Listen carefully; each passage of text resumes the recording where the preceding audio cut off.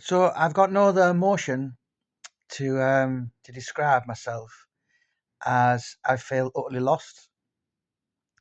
I feel in the wilderness, and I'll tell you why. So for the last 14 months, I have been borderline obsessed with Mickey Duff. Uh, I counted the other day, and I've spoken to 73 people in last October last year. So it's 14 months. I've been to London 6 times. Um, I'm surprised some of the people never got an injunction out, a restraining order. Um, I've read and read in the archives, and it's all come to an end. So the average book in this genre for a book on the Ringmaster, which is which is what we're going to call it. I was going to call it the Little Big Man, but I've got to put my hand like this, by the way, as well, because my hair's a mess. But anyway, it was going to be called the Little Big Man. I called it that because in my head he was 5'6", 5'7" at a push, and in actual fact he was 5'10". These days, average height is 5'9" because everyone's huge. But back in that time, if you like, it was 5'8". I'm 5'8". So I'm not happy. I'm kind of 5'8" used to be not tall, not small. When now it's 5'9". So I'm below, which but yeah, it didn't fit very well to.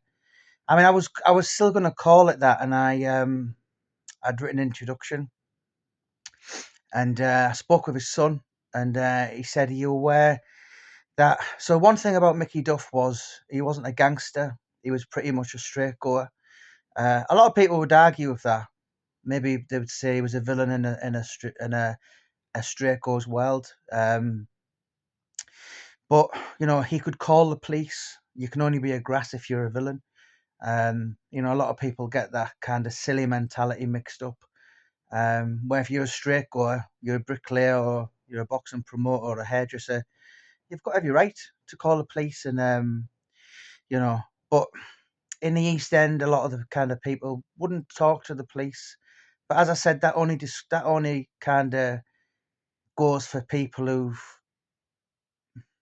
robbed and thieved and basically been at it, or some kind of like professional criminal, and that's not that's what Mickey Duff wasn't. And I was made aware that there was a gangster, a Jewish boss from Brooklyn or somewhere called Mayor Lansky, and they said, "Oh, you can't call it that, Jamie. Mayor Lansky's book was called the Little Big Man, and it wasn't. It was called the Little Man, but it was still a bit too close. So we've changed it to the Ringmaster, which is what Mickey was going to call his biography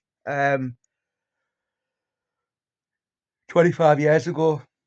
I know he was kind of, because I've read on the archives, and one of his family suggested, "Oh, Grandad call it the Little Big Man, not the Little Big Man, the Ringmaster," which is very adapt, very fitting. And of course, his was. He ended up 19 and out, but I think it was 20 and out because Billy Schwer had not quite fought for his last world title yet. Mickey was convinced he was going to. I mean, to be fair, Billy did win an IBO, so technically he was a world champion. Um, but yeah, I'm just a bit lost. For probably the last 14 months, Monic Prager, aka Mickey Duff, has kind of been the third wheel in my marriage. He's when you write these kind of characters, if you like, and sorry, excuse me, I'm knackered. I'm work nights and then I have a couple of days off, and then it kind of takes a little while to get back to normal. Plus, I've been out and I've been Grandad Jamie for the day. with a 1 year old, very hyperactive little 1 year old, nearly two. But what was my train of thought there? So yeah. So when I've kind of studied these characters, because I'm an addict really in life, and so what I'll do is I'll kick the ass out of, I did 3 books on Paul Sykes. I did, which obviously got signed to be a film. Um, 3 books on Lee Duffy, 2 documentaries on Lee Duffy. So I've done kind of a lot of characters. Certainly a few I shouldn't have done. They shouldn't have even had my phone number, to be honest. But you live and you learn, and you put it down to experience. Quite a few books I've run out of print. I just haven't made a song and dance about it. But there's been kind of characters like um, as I said, your Duffy, your Sykes, your Roy Shaws, Alan Thompson's. Uh, I'm doing Junior Witters. Brian Clough's will be my next one.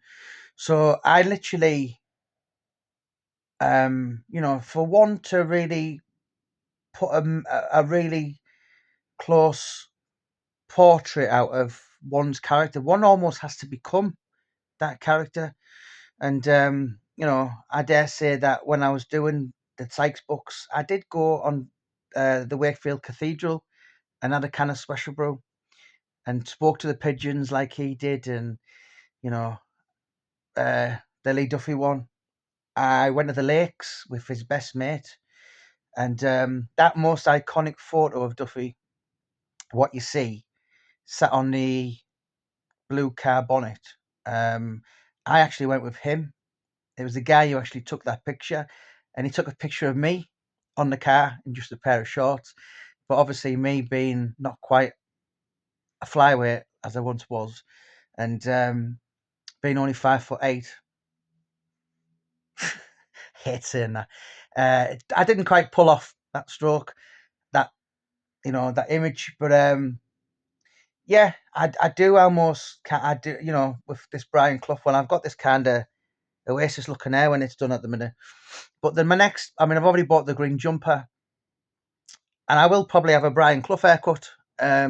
So that's what I like to do. I like to almost become the book subject, and I dare say I'm having a little bit of a come down.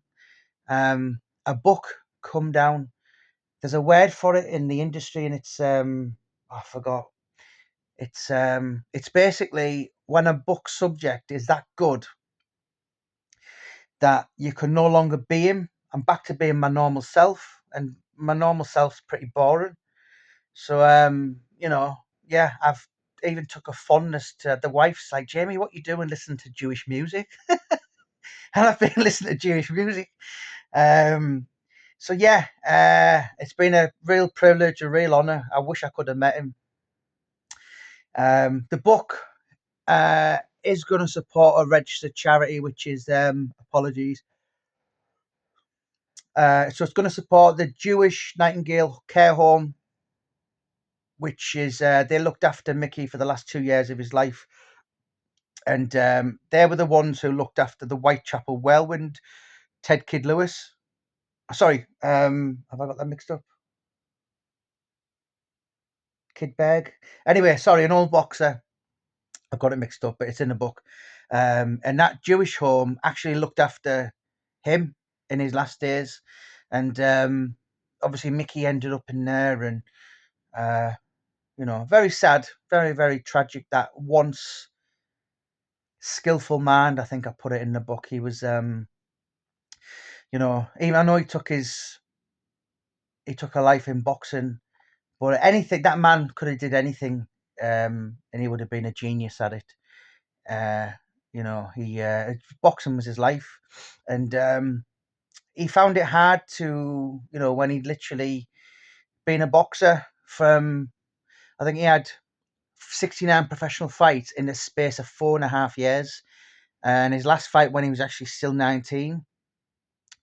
So and he retired. He walked away from boxing when he was 70, which 99.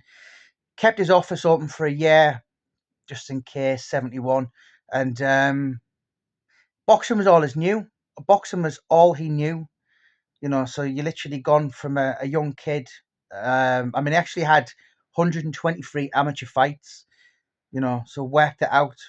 Boxing literally from a schoolboy right the way up to boxing, being involved with the boxing business, 70, 71, and then all of a sudden it's gone like that. He took, I dare say, he was greatly depressed in dealing with it. And I've spoken to 50, well, as I said, over 70, I think 74 I've actually spoke to, but I've done 50 chapters. I mean, I've done a few quotes here and there, and I've written four chapters in my own words, but I didn't know him, so I'm pretty much irrelevant. I can do the thorough research, but this book, well, is it's got boxers, promoters, managers, um, best friends, timekeepers, referees, um, people who despised him. Um, oh, just every kind of walk in life in boxing. Um, people who he people who ran CAFs and he just went there every day, and Commonwealth champions, British champions, European champions, world champions, area area title. It's literally got every angle from boxing. I can't think of an angle. Um, British Boxing Board inspectors. I don't think there's any platform in the boxing industry that I've not spoken to. Of course, some people didn't speak to me. Some people were quite unpleasant and said something with the word off. Some people were a little bit more polite and said, I don't want to speak ill of the dead. And then there's been the ones who've actually sat and got quite tearful in front of me and said, I loved him. And, as I said, I didn't know him, but a totally unique character. And I mean, I do really want to, I would love to pay my respects. I would love to go to his grave at some point next year. And um, the only person I'm really looking to impress really in this book is his son, Gary, because I've given him a word that I'm going to send the book to him. Obviously, he knew his dad's life. I can't chop and change any of the 50 characters because that's their prerogative. Whatever they've said, and there's a lot of ones who loved him. I think Mickey Duff gets a raw deal from the press. Um, they kind of run with this false narrative, if you like, of and I actually thought I I have to admit I kind of thought the same before I started it, and I just this is my opinion, but after speaking to 73 people, in fact, there's probably more, but a lot of people wouldn't speak to me, but they did give me the reasons why, and I haven't even included them. And I personally think Mickey Duff, Monic Prager, is a lot more of a nicer human being than what the press portray. But yeah, it's done. It's finished, and I released book 23 about 2 months ago. I think Ray Morton's going to be on my next one. Finished. That's finished. In fact, sorry, Michael Showers. That's finished as well. So that's going to be out in the next 2 months. So that'll be book 24. Ray Morton 25, Junior Witter 26. That's finished as well. I'm just waiting for my time. So Mickey Duff's 27, and it will be out at some point. 2025. And Brian Clough will be 28, which that will probably take me all next year. Got lots of.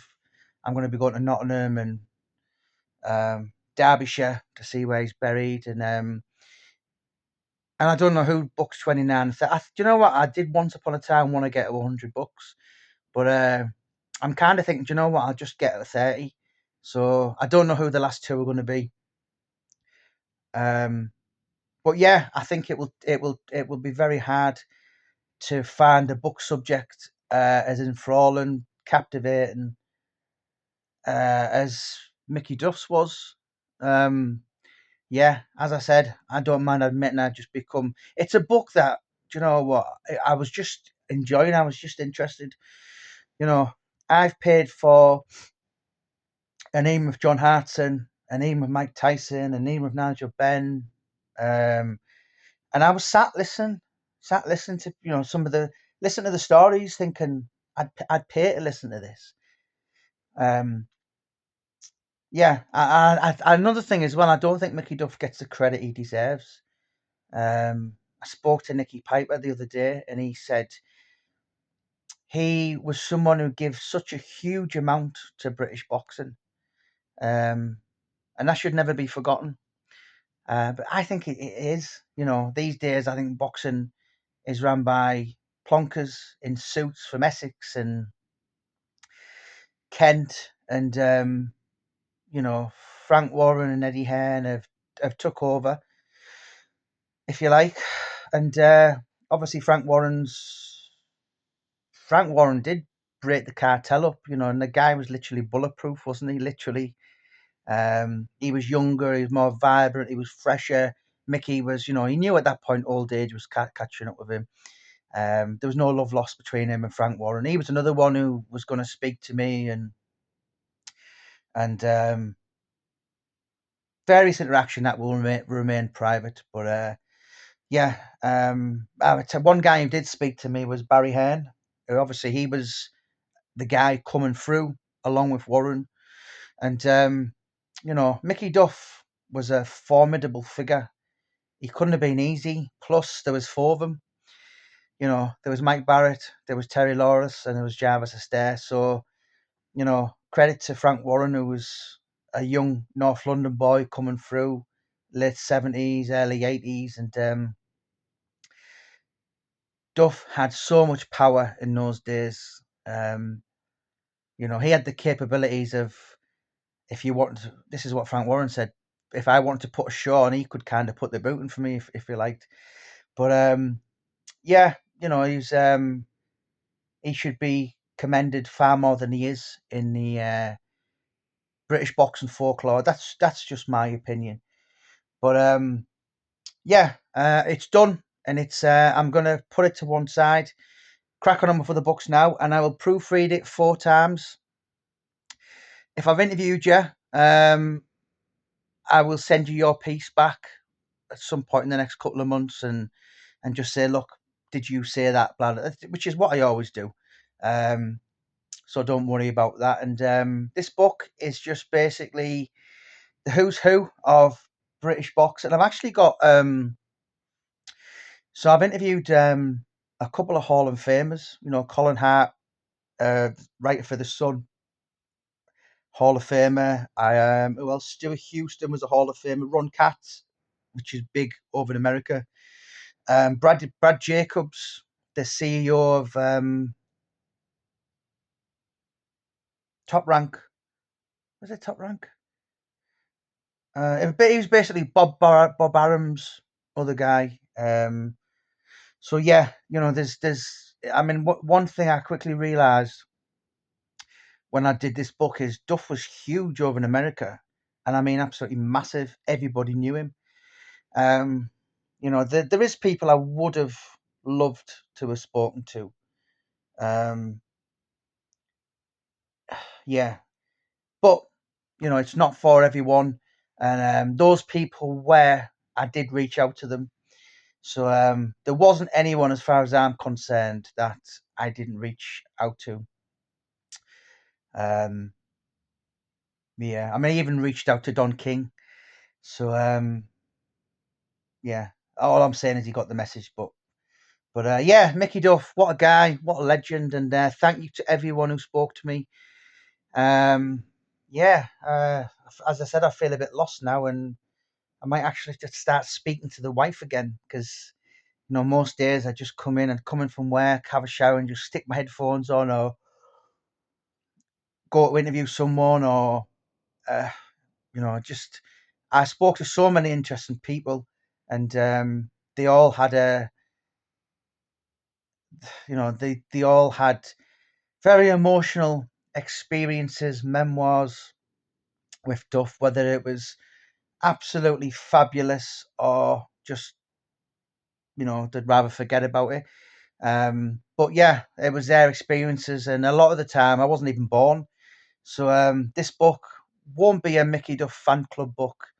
Um, it'll be just a real, you know, warts and all what he was. And my personal opinion, it's actually Frank Warren's as well, the biggest influence British boxing has ever known.